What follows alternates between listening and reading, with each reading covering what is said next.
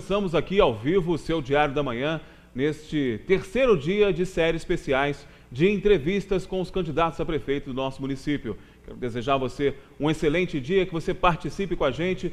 Lembrando, facebook.com/Diário de Teresópolis, lá você tem a oportunidade de mandar uma pergunta para cá. Também o nosso WhatsApp, que o Ricardo vai colocar aqui na tela, para você já adicionar, participar com a gente. Mande a sua participação, mande a sua pergunta, enfim, o que você quiser saber dos candidatos, a gente vai estar selecionando no terceiro bloco e essa pergunta vai ser feita para os candidatos que aqui estão. Bom, repassando somente aqui o calendário, né, de entrevistas que nós teremos aí a partir de agora. Hoje, né, você sabe, dia 14 de setembro, quarta-feira, nós estamos aqui recebendo o Cláudio Melo e o Roberto Melo, a dupla de candidatos do PT. Amanhã, dia 15, fechando essa primeira semana, teremos o Dr. Luiz Ribeiro, o Dr. Maurílio Chiavo, né, a dupla, né, que representa a candidatura do PMDB à cidade. E iniciando na próxima semana, né, na segunda-feira, dia 19, o Paulo Ramos e o Rodrigo Cossenza, do PSOL. Dia 20 de setembro, terça-feira, Roberto Petto e Marli Couto, do Solidariedade. Dando sequência, na quarta-feira, dia 21 de setembro, o Newton Salomão e o professor Hélio Delgado, a candidatura da Rede, e finalizando a nossa série de entrevistas na quinta-feira, dia 22 de setembro, né, já confirmada a participação do atual prefeito Mário Tricano com o seu vice, o Sandro Dias, a candidatura do PP. E no dia 26 de setembro, você sabe, né, nós temos um encontro marcado ao vivo aqui pela sua Diário TV, o debate com os candidatos a prefeito. Já a grande maioria das candidaturas já confirmaram participação também no debate e a gente tem a expectativa realmente que todos os candidatos participem, né, para que a gente dê continuidade a esse processo, para levar até você as propostas, né, e o debate vai servir para esse confrontamento das ideias, né, confrontamento das proposições para o nosso município, tá bom? Vamos então à nossa terceira entrevista da série de entrevistas com os candidatos a prefeito. E eu recebo hoje, nos estúdios do Diário da Manhã, os candidatos do Partido dos Trabalhadores, o Cláudio Melo e o Roberto Melo, a dupla Melo, né, Cláudio? Muito bom dia, bom dia, Roberto, seja bem-vindo. Quero dar o bom dia aqui, né? Primeiro agradecer a presença de vocês, né, que terem acreditado nesse projeto aqui do Diário, né, que apesar de ter sido até combatido aí por certas candidaturas, tem dado a oportunidade para os teresopolitanos conhecerem de perto os candidatos. E você sabe, né, que nesse nosso primeiro bloco, Cláudio, a gente dedica para que o teresopolitano conheça um pouco da vida pessoal de vocês, né? Vamos dar uma humanizada nessa candidatura, vamos falar um pouco das origens de vocês e da relação de vocês com a cidade de Teresópolis. Começar aqui com o nosso amigo Roberto, né? Começar com o nosso candidato a vice, que também é uma das novidades, né, da série de entrevistas, trazendo também a oportunidade do vice-prefeito, né, o candidato a vice-prefeito, está aqui mostrando para você, teresopolitano, as ideias que ele também tem, e a gente sabe o quanto é importante, né, ter o vice. Roberto, bom dia. Primeiro eu queria que você falasse um pouco da tua origem, da tua formação. Conta um pouco para o teresopolitano quem é o Roberto Melo. Bom dia. Eu sou nascido no Rio de Janeiro e mudei para Teresópolis há 22 anos. Sou casado, pai de um casal de filhos, também já formados. E eu tenho formação em engenharia e depois formação em direito. E sou auditor fiscal da Receita Estadual já há 25 anos e atualmente sou inspetor da Inspetoria Regional de Caxias. Eu tenho pós-graduação em auditoria tributária, pós-graduação em direito tributário e pós-graduação em gestão pública. Então eu me sinto capaz de ajudar o Cláudio a gerir o município de Teresópolis.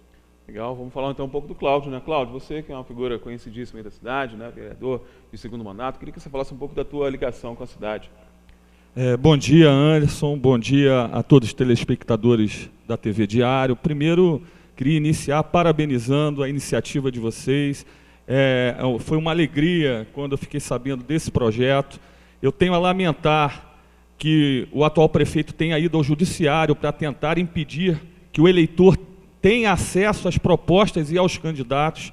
Eu sonho, Anderson, que num próximo pleito as TVs locais tenham condição, de forma unificada, de dar oportunidades a todos que participam da eleição, vereadores e candidatos a prefeito e vice, de ter o programa na televisão aqui local. Nós estamos vendo em Friburgo, nós estamos vendo em vários municípios, e em Teresópolis, se não fosse a iniciativa de vocês, nós não teríamos a oportunidade de se apresentar para o eleitor. E eu acho que é assim que a gente fortalece a democracia, é assim que a gente vai conquistar um município melhor.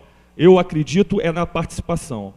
Em relação à minha relação com o município, eu sou nascido e criado aqui, nasci na Casa de Saúde Nossa Senhora de Fátima, né, sou filho do Renato Melo, da Lenir Melo, tenho 2 filhas, a Ana Raíza e a Tainara, sou casado com a Ana Paula, bancário há quase 30 anos, sou funcionário do Banco Itaú há 29 anos e alguns meses, completo em junho 30 anos. Fui presidente do Sindicato dos Bancários por 3 mandatos e vice-presidente da Federação dos Bancários do Rio de Janeiro e Espírito Santo, e também participei do Comando Nacional dos Bancários.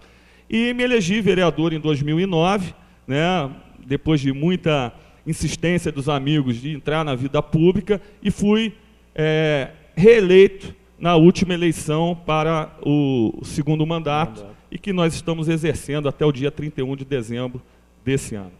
Legal. Vamos falar um pouquinho também, a gente está sempre perguntando aos nossos candidatos, porque todo esse momento político conturbado que a gente tem vivido já há alguns anos, né, não é dessas recentes ações, mas já há alguns anos a gente vive esse momento bastante conturbado no cenário político, e é claro que vocês estão com uma difícil missão, que é pedir votos a um eleitor que está completamente, né, descrente da classe política. Então eu acho que vocês estão percebendo, né, naturalmente isso nas ruas. Eu queria perguntar a vocês como faz para motivar o eleitor a participar do processo democrático, como é que faz para que o eleitor não deixe, por exemplo, de votar. Há uma expectativa de uma abstenção muito grande esse ano, né, em virtude de todos esses acontecimentos. Eu queria perguntar à dupla, né, o que vocês estão usando como arma de convencimento desse público eleitor? Bom, Anderson, eu acho que essa pouca participação ou motivação que a gente encontra na rua, isso também é resultado e é fruto de, infelizmente, da negação da política. Infelizmente, nós vimos aí uma série de pessoas negando a política como se isso fosse resolver, né? Como se fosse resolver os problemas que a gente tem na estrutura política. Então, eu acho que a forma de motivar é dialogando, é participando dos debates, é vindo aqui esclarecer suas posições, é tendo lado. Quem diz que vai governar para todo mundo está mentindo. O nosso governo a prioridade são os mais necessitados, é a classe trabalhadora, é o pequeno empresário. Então eu acho que apresentando a proposta, dialogando permanentemente, né, e tirando esse preconceito em relação aos políticos, porque na verdade existe uma cultura, e aí eu tenho que combater a generalização, porque a generalização é o discurso panfletário, é o discurso mais fácil, né? Ninguém presta, só eu que presto, só eu que sou limpinho, todos os políticos são sujos. Isso não contribui para a melhoria da política, ao contrário, afasta cada vez mais. Então eu acredito permanentemente no diálogo, né? É na participação dos debates, é você estar na rua, como eu fiz no meu mandato, prestando contas no meu trabalho no Legislativo. Né? Por quê? Porque a gente está exercendo uma função pública, a obrigação quem exerce um cargo eletivo de prestar contas do que faz.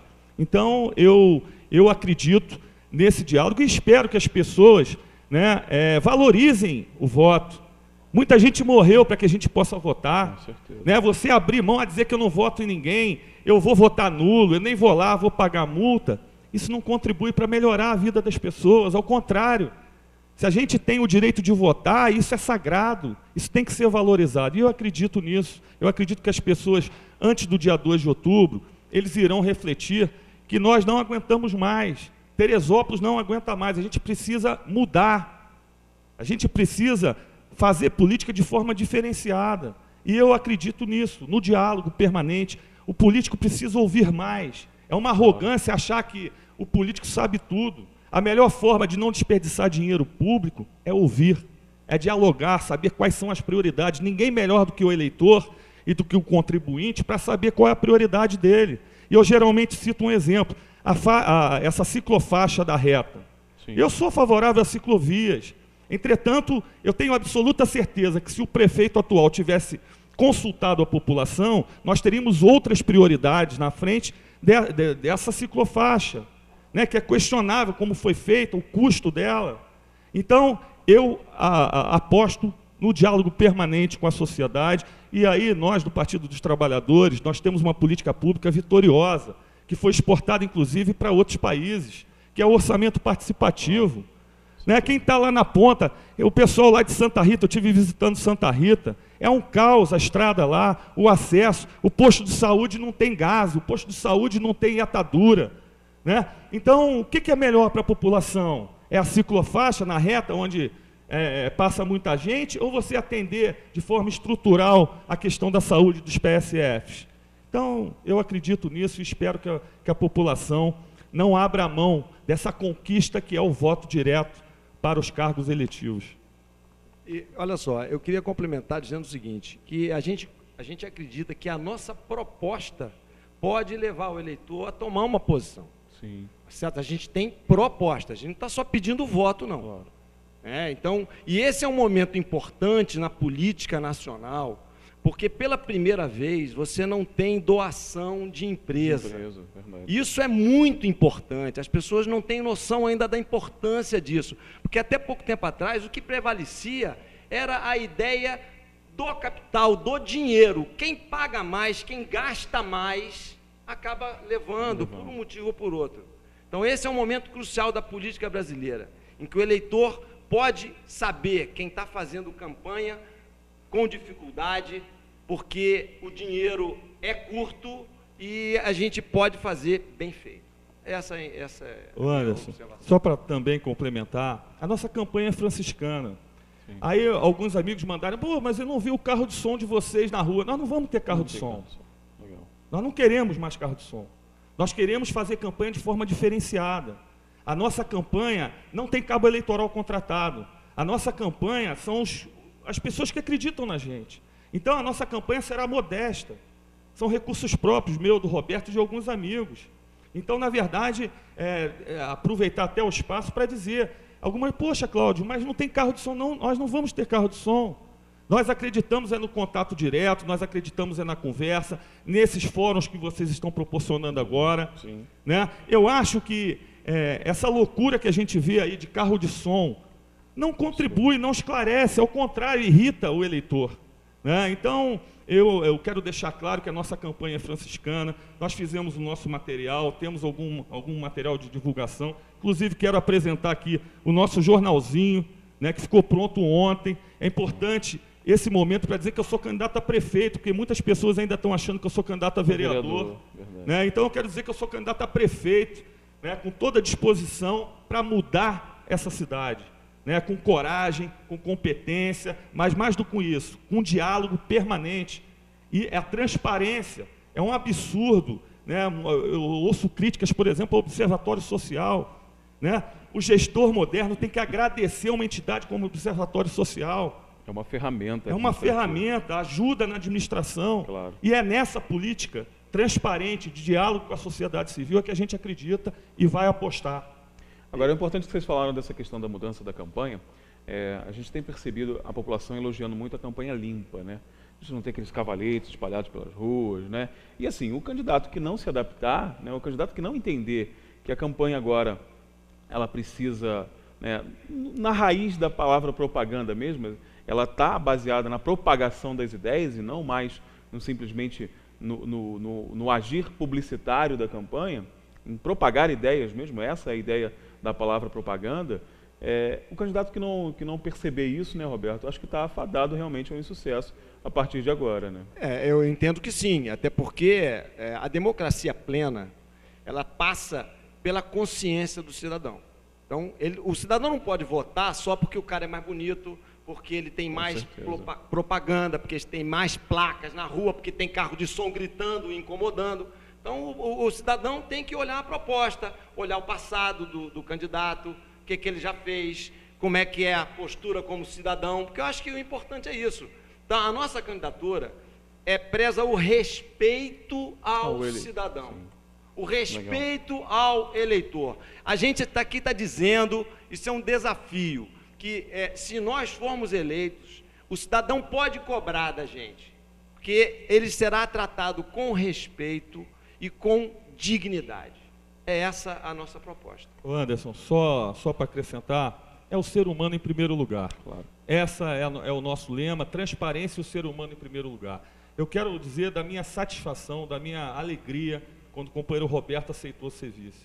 O Roberto qualifica essa chapa, o Roberto é um cara que é muito respeitado no meio, né? É importante destacar a competência técnica dele, né? E contribui bastante, e quando ele topou, né, aceitou esse desafio, eu me senti fortalecido, todos nós nos sentimos fortalecidos, e eu acho que é um luxo ter o Roberto numa chapa. É uma oportunidade que a população de Teresópolis tem de eleger uma chapa com uma pessoa que eles já conhecem no parlamento, sim, que não tem medo de embate, que tem posição clara, que pode não agradar a alguns, mas a outros agrada, e tem uma bagagem de 2 mandatos e caçou 2 prefeitos, inclusive um do seu próprio partido. E é importante destacar isso, porque existe um preconceito e uma rejeição ao Partido dos Trabalhadores em virtude dos problemas nacionais e estaduais.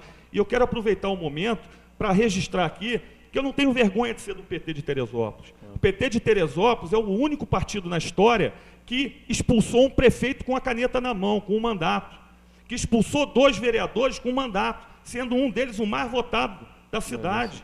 E nós temos que lembrar que o PT de Teresópolis ofereceu no Parlamento Municipal 4 mandatos muito bem avaliados, 2 do vereador Bira do PT, o Biratran de Souza, e 2 mandatos nossos que são bem avaliados e tidos como exemplares.